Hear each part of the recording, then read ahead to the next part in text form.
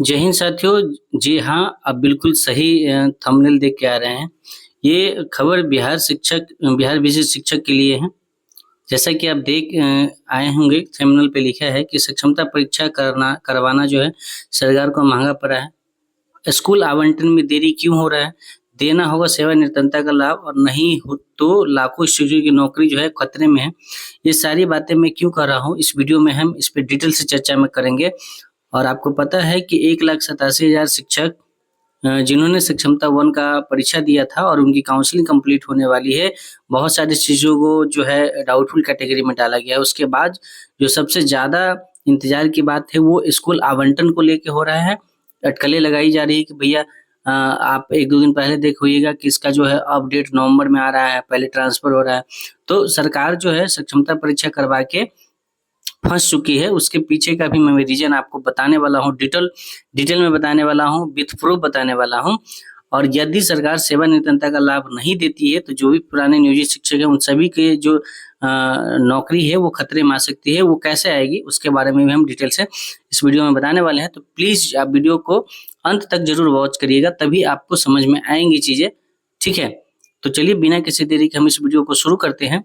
और सबसे पहले, यदि आप चैनल पर नए होइएगा तो चैनल को सब्सक्राइब कर लीजिएगा, चूंकि जो भी इस चैनल पर जानकारी मिलती है वो ऑथेंटिक जानकारी रहती है।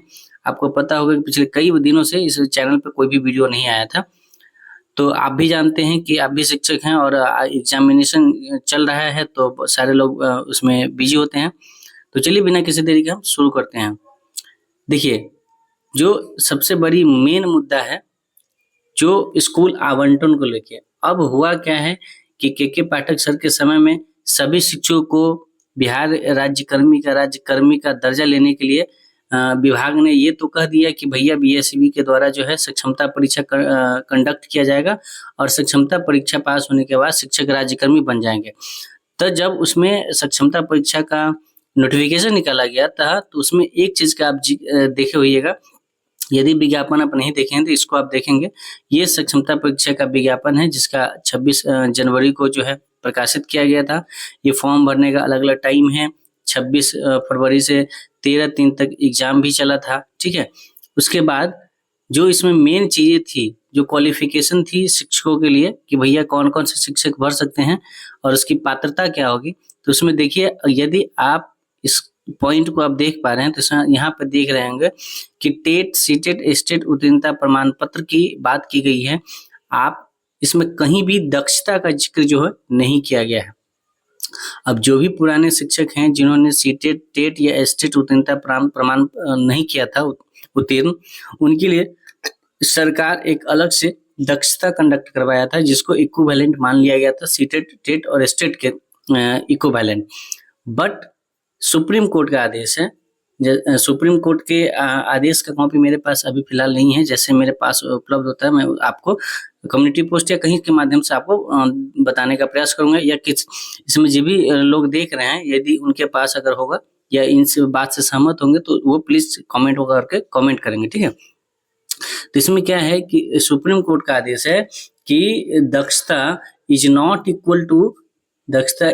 इक्वल टू सीटेट टेट या स्टेट, है ना। और इसमें भी यदि आप सक्षमता परीक्षा का क्या बोलते हैं उसको नोटिफिकेशन में जाके आप देखेंगे तो शिक्षक द्वारा भरते समय और अभिलेख अपलोड करना है। उसमें मैट्रिक प्रमाण पत्र, टेट सीटेट उत्तीर्णता प्रमाण, कहीं भी दक्षता की जिक्र नहीं की गई है। हालांकि वो सक्षमता फॉर्म फिलअप के टाइम आपको दक्षता का अलग से कॉलम दे दिया गया था जो अदर डॉक्यूमेंट के रूप में होता था। ठीक है, लेकिन उसमें ऑप्शन नहीं होता था दक्षता का, जैसे सीटेट टेट और स्टेट देते हैं उस तरीके से दक्षता का नहीं होता था। और दक्षता को सुप्रीम कोर्ट ने साफ साफ खारिज कर दिया है कि यदि आप किसी न्यू वैकेंसी में जा रहे हैं तो आपको टेट सेटेट और स्टेट ही होता है। और यहाँ क्या है कि सक्षमता पास शिक्षक को सरकार सेवानिवृत्तता नहीं देने का बात कहा गया है, यानी कहीं भी आपको जो है सेवानिवृत्तता का चर्चा नहीं किया गया है। ओनली पे प्रोटेक्शन की बात कही गई है ना, कि उसको पे प्रोटेक्शन का लाभ मिलेगा, सेवानिवृत्तता का लाभ नहीं देगा। तो यदि सेवानिवृत्तता का लाभ सरकार नहीं देती है तो वैसे सभी शिक्षक जिन्होंने दक्षता परीक्षा पास किया और सीटेट टेट नहीं किया है, तो उनका जॉब एज एक न्यू ज्वाइनिंग के तौर पे होगा, और न्यू ज्वाइनिंग के तौर पे आपके पास सीटेट टेट या स्टेट की जो पात्रता है वो होनी चाहिए। आपको दक्षता के अकॉर्डिंग न्यू वैकेंसी में आप उसके लिए एप्लीकेबल नहीं है। तो या तो सरकार जो है सेवानिवृत्तता का लाभ देगी, और सेवानिवृत्तता का लाभ देगी तो उसको ये माना जाएगा कि भैया ये सर्विस में है, और सर्विस में ही इनकी मतलब दक्षता को और पुख्ता करने के लिए अलग से एग्जाम लिया गया था, जिसमें अलग अलग स्कूल आवंटन किया गया है। मतलब इसको सेवा ब्रेक नहीं किया गया है, यानी न्यू जॉब की तरह नहीं है। अगर इन सर्विस है तो किसी प्रकार का आपको जो है सर्टिफिकेशन करवाया जा सकता है, ठीक है। तो यहाँ पे सेवानिवृत्तता का लाभ देना सरकार की क्या हो जाएगी, मजबूरी हो जाएगी, है ना। नहीं तो जितने भी पुराने शिक्षक, नियोजित शिक्षक जिन्होंने सीटेट टेट या स्टेट नहीं किया है, उन सभी के जो नौकरी है उस पर खतरा आ जाएगा। सरकार इसी असमंजस में फंसी हुई है। दूसरी एक और बात कि यदि सरकार सेवानिवृत्तता का लाभ नहीं देती है तो बहुत सारे शिक्षक हैं, लाखों, जिनका जो है नौकरी दाव पे होगा। और यदि सेवानिवृत्तता का लाभ देती है तो सरकार पे जो बहुत सारा जो है आपको बजट का लोड पड़ेगा। अब क्या पड़ेगा, जैसा मैंने लिखा है कि सेवानिवृत्तता का लाभ देने पर सरकार को कितने अतिरिक्त रुपए का लोड है। सरकार तो चाह रही थी कि भैया बीच में से निकल जाए, कि सेवानिवृत्तता का लाभ न देके सिर्फ वेतन संरक्षण का लाभ दे देंगे, और थोड़ा बहुत का ज्यादा का नुकसान ज्यादा नहीं होगा। जैसे अभी 36,000 मिला तो किसी को 32,000 मतलब 36,500 मिल जाएगा, 2,500 का बढ़ोतरी करके हम इनको और सेवानिवृत्तता का लाभ भी नहीं देंगे, ठीक है। तो यहाँ पर आप देखेंगे तो मैंने बनाया है दो तीन लोगों का। एक तो सबसे पहले 2022 वालों का, तो मैं बता रहा हूँ कि 2022 वालों को यदि सेवानिवृत्तता का लाभ देता है तो सरकार पे लोड कितना पड़ेगा, और किस कारण से सरकार नहीं देना चाह रही सेवानिवृत्तता, और नहीं देगी तो सरकार खुद फंसेगी। 2022 में जैसे कि अभी 2022 वाले जितने नियोजित शिक्षक हैं उनका सेकंड इंडेक्स पे बन रहा है 21,940। उसी तरीके से यदि सरकार सेवानिवृत्तता का लाभ देगी तो सेकेंड इंडेक्स, हालांकि उस समय थर्ड इंडेक्स हो जाएगा, 1 जनवरी से ये थर्ड इंडेक्स में हो जाएगा। तो थर्ड इंडेक्स में इनका जो भी वेतन होगा, अप्रॉक्स इनका वेतन जैसे 34,700 ग्रॉस सैलरी बन रहा है, इनका अप्रॉक्स ग्रोस सैलरी जो बन जाएगा वो ऑलमोस्ट 47-48,000 बन जाएगा ग्रोस सैलरी, ठीक है।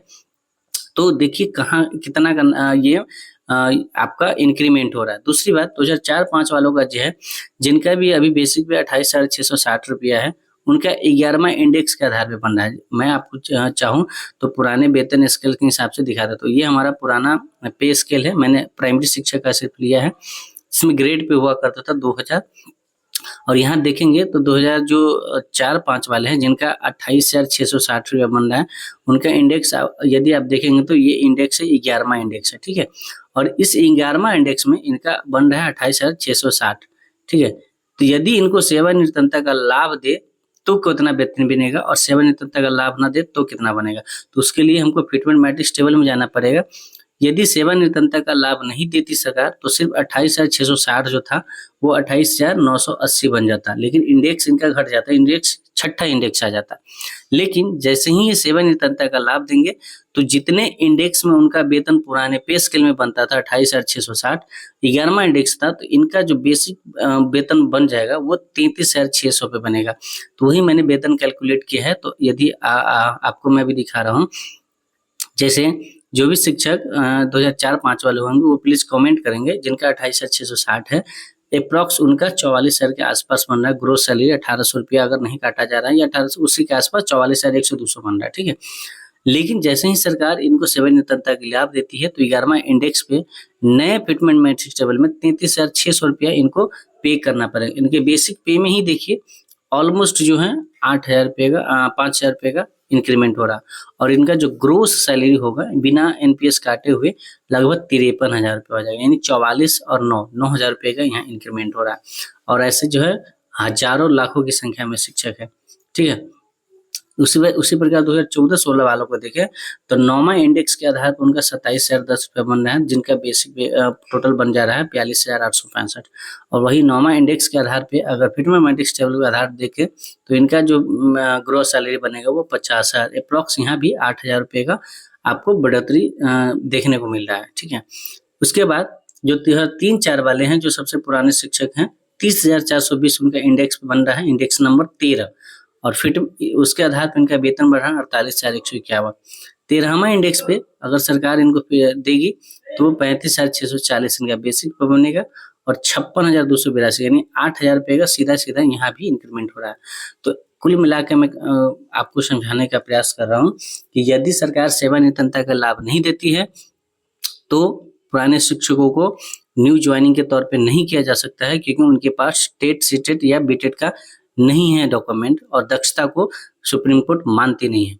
तो सरकार का जो मजबूरी हो जाएगा वो सेवानिवृत्ति का लाभ देना मजबूरी हो जाएगा, और जैसे ही सरकार सेवानिवृत्ति का लाभ दे रहा है तो 8 से 10,000 रुपये हर शिक्षक के वेतन में वृद्धि होगा, और ऐसे लगभग 4 लाख शिक्षक हैं। तो आप अनुमान लगाइए कि सरकार पे बर्डन कितना बढ़ेगा।